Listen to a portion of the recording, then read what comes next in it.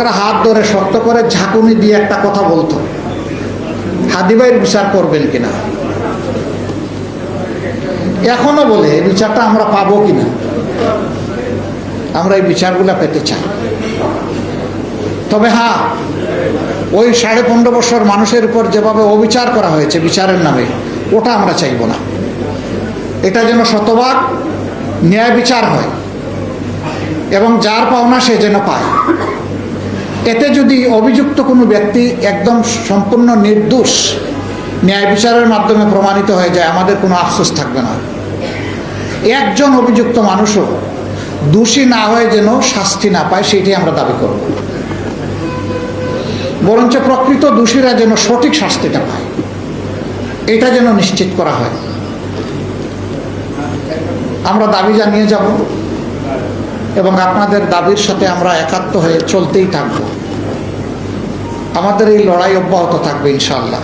আল্লাহ রাব্বুল আলামিন এমন একটা দেশ, একটা জাতি আমাদেরকে দান করুন যেখানে আর প্রতিহিংসার রাজনীতি চলবে না, মিথ্যাচারিতা ধোঁকাবাজি রাজনীতির নামে আর ব্যবসা হয়ে দাঁড়াবে না, যেখানে রাজনীতি ব্যবসার পণ্য হবে না, যেখানে জনগণ আর কারো দাসে, মানসিক দাসে পরিণত হবে না, যেখানে সত্যিকার অর্থে স্বাধীন বাংলাদেশের নাগরিকেরা স্বাধীন নাগরিক হিসাবে মর্যাদার সাথে বসবাস করে পরিচয় দিবে, আমি বাংলাদেশ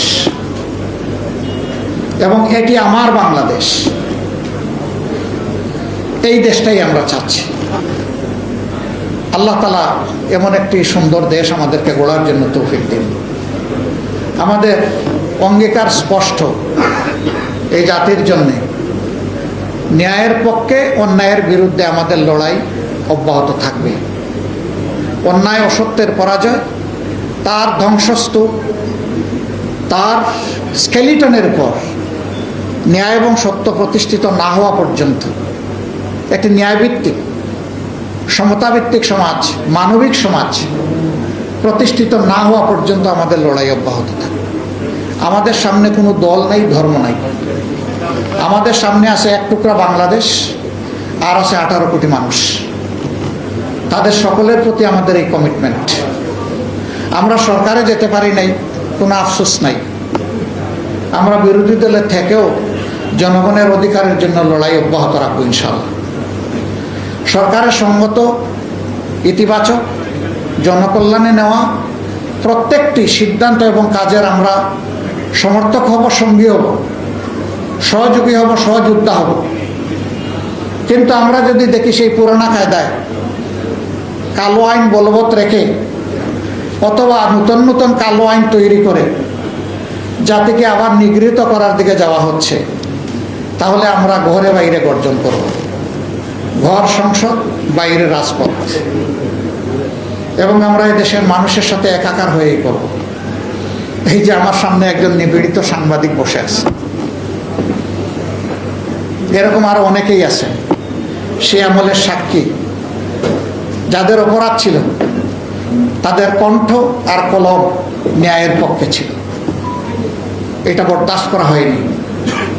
দূষণ চাওয়া হয়েছে, দূষণ করা হোক, সব কিছুতে বাহবা বাহবা, আলবত আলবত বলা হোক। যারা বলেছেন তারা অ্যাপ্রিসিয়েটেড হয়েছে, তারা তাদের কাছ থেকে অনেক কিছু আদায় করে নিয়েছেন, পেয়ে গেছে।